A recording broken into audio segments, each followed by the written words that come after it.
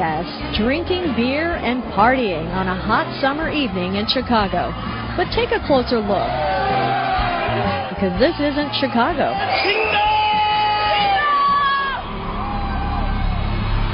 This is Qingdao, China, a major resort city on the Yellow Sea, directly west of South Korea, with a population of over 7.5 million. And by the way, that's a medium-sized city by Chinese standards. I'm convinced this stunningly beautiful city with a European flavor will soon be a must-visit destination for American tourists. Hello, I'm WGN-TV reporter and anchor Nancy Liu. The man is facing drunk driving charges. Police are hoping a new composite. And while I've worked all over America and the world, I'm a Chicagoan now. But I was born in Hong Kong and came to the U.S. as a small child. When Chicago resident Helen Yang invited me to accompany her on a 10-day trip back to her hometown of Qingdao, I jumped at the opportunity. During the next half hour, you can join me on that trip and experience what many call the Asian Riviera.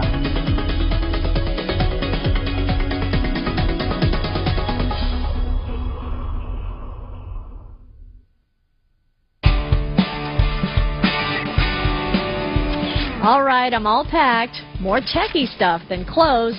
Said my goodbyes to my parents, who will watch over my family while I'm gone. Checked in, ready to endure the full body scan, and I'm about to board a direct flight from Chicago to Beijing. It's been 4 years since I last visited Asia, so I'm excited, and I've already begun my Qingdao blog. As a journalist, I took instantly to blogging, and I'm easy to find. Just Google Big Tiny World. After our 13-hour flight, we arrived in Beijing and caught another flight for a shorter trip to Qingdao.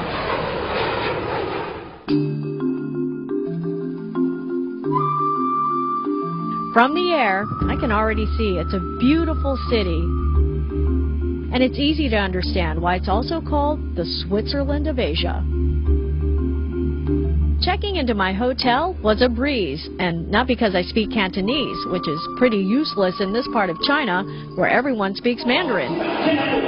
No, it was easy because so many Chinese speak English. The Intercontinental Hotel is very nice, upscale, and my room was quite comfortable. The hotel was built to house athletes for the 2008 Olympics. More on that later. But Qingdao, like most big cities, has accommodations for every budget. I was way too keyed up to sleep, so I went out to explore, minus the Chinese video crew. I'd be meeting up with them tomorrow.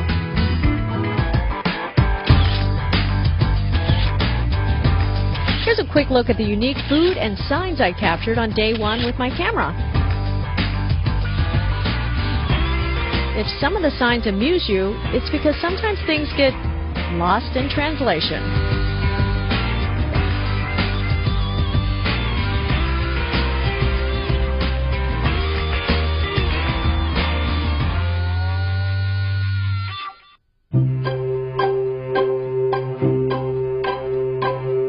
The next day, the crew guys arrived and we got busy.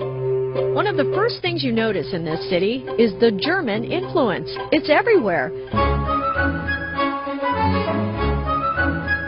Especially at the German-built International Club, a popular hangout for students. There aren't many Americans in Qingdao yet, so I was happy to find a couple and get their impressions. Qingdao is a place where you can see history. You can see the German influence, you can see Europe, but you can also see China. The road that we are currently on right now, which is called Xianggang, it's actually in German called Kaiser Wilhelm Road. This should give you an idea of how much German influence is here in this town. With the brats and the beer, you'd almost forget you're in China while hanging out here. 谢谢你, if not for the Chinese waitstaff. There's good reason for all the German influence. Qingdao was just a fishing village in 1897 when German troops stormed in and took it over in retaliation for 2 German missionaries killed elsewhere in China. But they also understood its strategic military importance. It was a deep water port that never freezes. The German occupation ended in 1914 when Japanese and British troops surrounded them and forced a surrender. But the Germans had left much behind. Let's start with a massive steel military bunker called Lookout Tower on Qingdao Hill. As historian Li Ming explained to me, all the cement, iron, and steel required to construct this cavernous underground structure was imported from Germany. It could provide shelter for 2,000 troops, with 50 rooms, 3 levels, and 22,000 square feet of space. The mechanical periscope, pre-built then shipped from Germany, was designed to allow a 360-degree lookout and weighed over 17 tons. Ironically, this command center was never used during World War I, and it is the only intact World War I site in Asia. Now let's get to the beer. I'm talking about the German-influenced beer, better known to drinkers around the world as Qingdao. When German workers built the local railroad and other infrastructure back in the late 1890s, they naturally wanted a drink after work, so why not build a brewery too? While it's spelled differently, it's pronounced the same way the city is pronounced, Qingdao. We visited the historic brewery established by the Germans in 1903 and listened as my traveling companion and former Qingdao brewmaster Helen Yang explained a few things. Oh, to Chinese people, Qingdao is beer. Qingdao Brewery is the #1 brewery in China. Helen learned about Chicago in the 1990s when Qingdao sent her here to study some advanced brewing techniques at Chicago's Siebel Institute of Technology and World Brewing Academy. She never forgot our windy city and now makes it her home. The original Qingdao brewery has been completely modernized, but its history has been preserved in a museum, and a brewery tour draws hundreds of tourists every day. They're mostly Asian and, of course, German. The brewery tour includes a trip through this drunken house where everyone feels drunk before they've had anything to drink.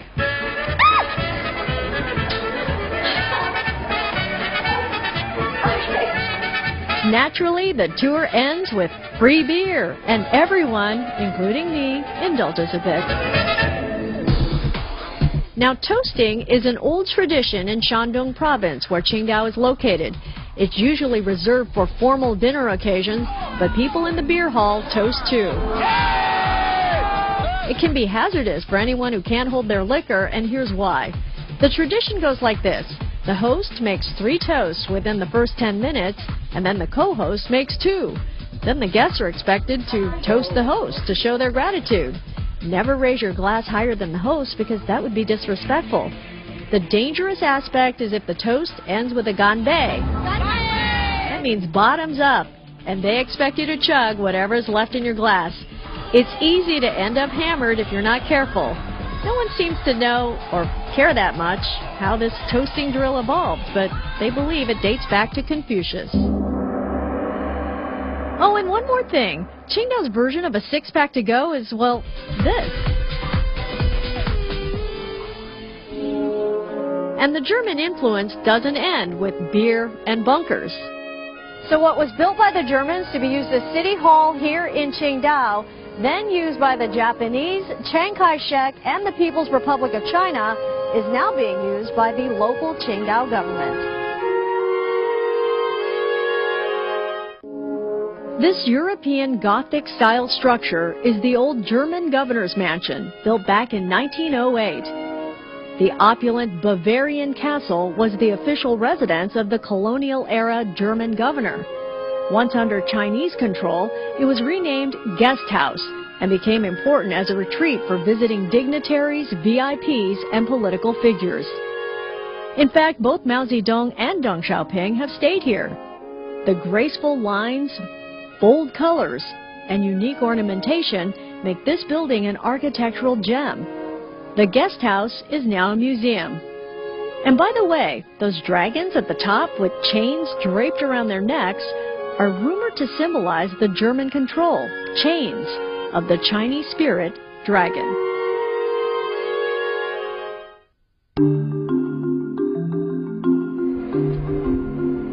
Every day on my trip to Qingdao, China, I'm noticing more and more similarities between this city and Chicago.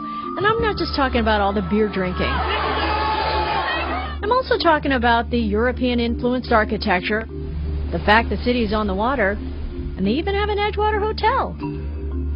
With such a big oceanfront playground, of course Qingdao offers all kinds of water sports.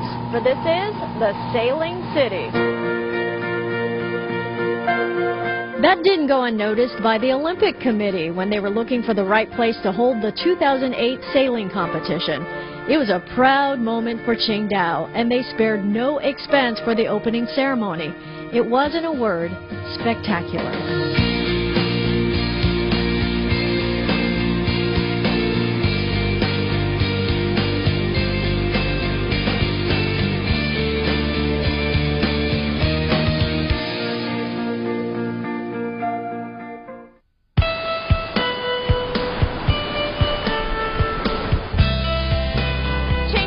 Geographically blessed with many inlets and small islands, so there are 450 miles of shoreline, enough for everyone to enjoy.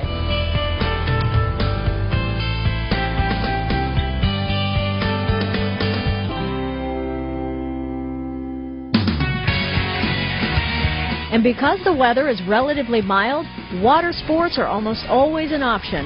Parasailing, windsurfing, and if you don't know what you're doing, there are people to teach you. If sailing isn't your speed, Qingdao has what was formerly a naval pier jutting out into the beautiful bay.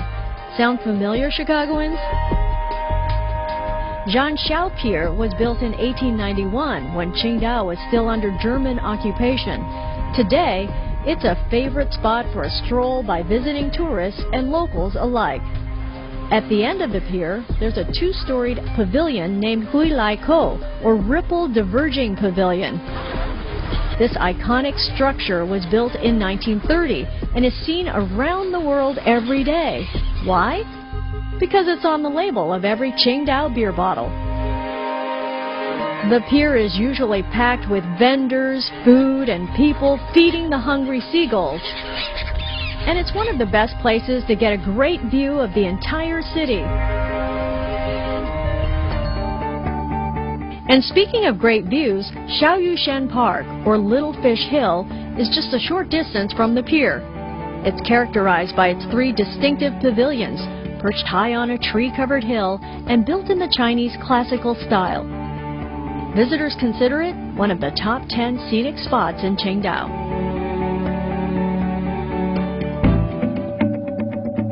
Another iconic landmark is the Qingdao Lighthouse. The white marble beacon was, you guessed it, German-built in 1900 and served as an important navigation point for ships heading to and from the port.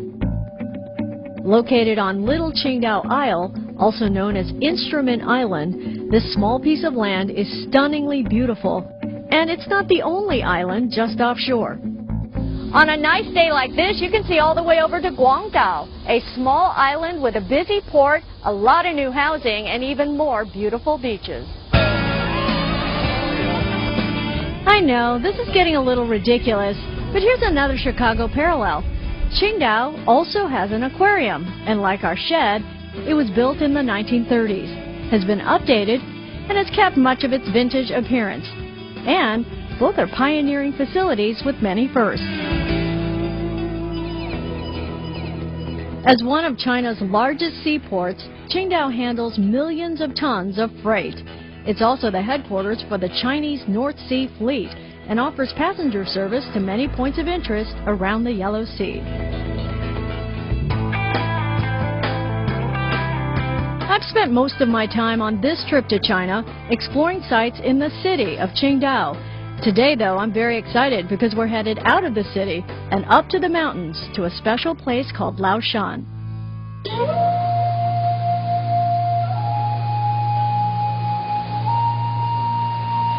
Laoshan is only an hour's drive outside Qingdao, and yet it feels like a world away. Be ready for a healthy walk, though, which is worth it to see the crystal clear mountain waters. Laoshan, the birthplace of Taoism, was once populated by thousands of Taoist nuns and monks. Taoism emphasizes compassion, moderation, humility, and harmony with nature and the universe. Laoshan is also famous as the only mountain in China to reach the sea, and it seemingly rises from the water. It is said to be the home of supernatural spirits because many centuries ago, Emperor Qin Shi Huang came here to visit so-called supernatural beings. People still say the spring water produced here can cure chronic diseases, and it's also a vital ingredient for Qingdao beer. The place does have a sacred spiritual feel about it, with its oddly shaped rocks, ancient trees, and of course those bubbling, misting waters. This peaceful spot is a must-see for anyone visiting Qingdao.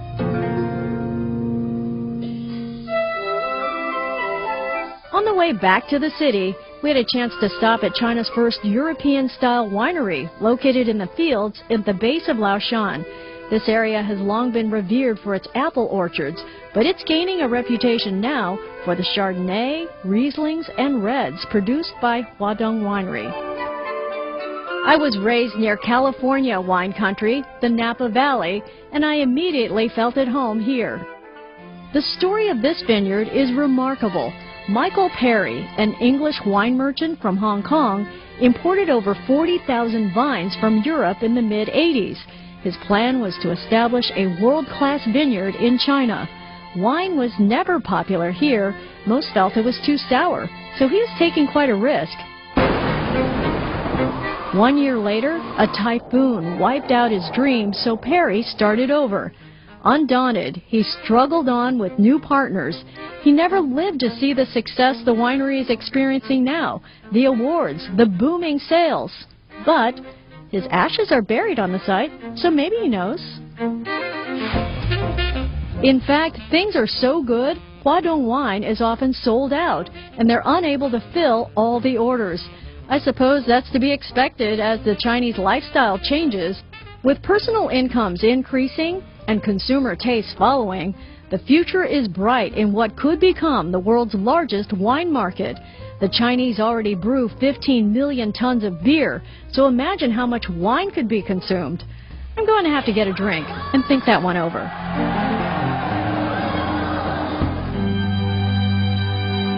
The next day, we visit another spiritual destination, and a unique one too, for China that is. We were allowed to shoot inside Qingdao's St. Michael's Catholic Cathedral. Believe it or not, there are thousands of Catholics in this area, but religion is still a very sensitive topic to the Chinese government. That's why even our local crew had never filmed inside this cathedral. Construction began in 1931 by the German Catholic Missionary Society and was halted in 1933 when Adolf Hitler came to power. He prohibited the transfer of money overseas, so the diocese was forced to independently complete construction, requiring a number of cost-effective design changes. But the church is still beautiful. Hitler wasn't the only trouble looming for St. Michael's. When the Japanese occupied Qingdao in 1942, they slapped a sign on the front door reading, "Under management of the Japanese Army." Things returned to normal when the Chinese regained control.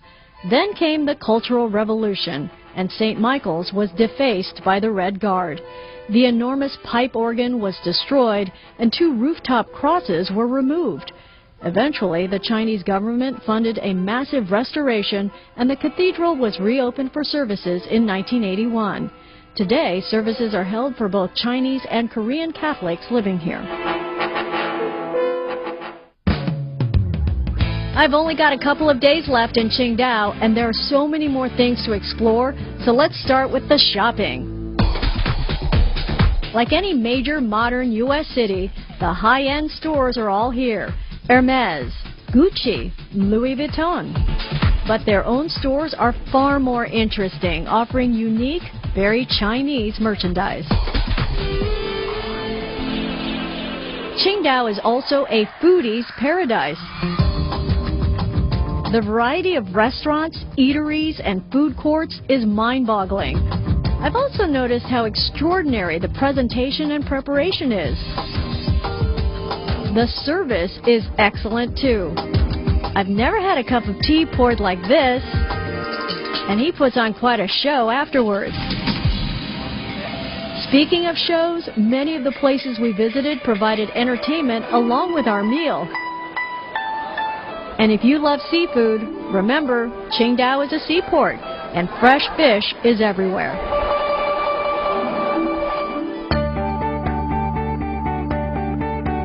I'm the mother of two, and meeting the kids over here has made me a bit homesick. But it's also made me realize it's hard to tell Chinese and American kids apart these days based on their behavior. Chinese kids now carry themselves with what can only be called an American swagger. Don't get me wrong, the old regimentation and discipline are still here too, as evidenced when we visited the Qingdao Youth Sailing Camp. It was the opening day ceremony for a new class of young people learning the basics of sailing from world-class professionals. Qingdao wants to keep that brand, the sailing city, alive and well, and this camp, founded in 2006, helps to do that by attracting thousands of young people to the sport.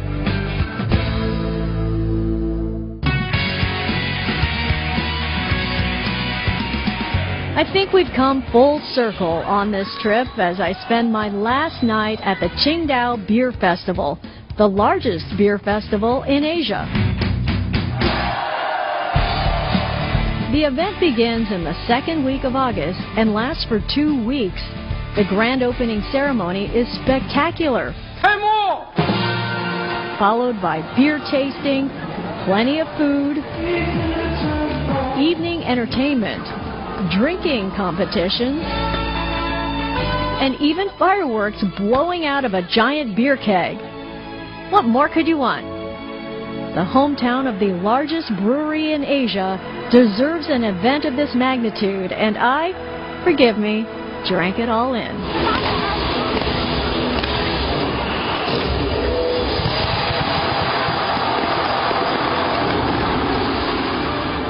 Well, I'm back here in the Windy City, sweet home Chicago, but I want to thank my travel companion, Helen Yang, my crew, and the incredible people of Qingdao, China. 谢谢你. And thank you for watching this episode of Big Tiny World.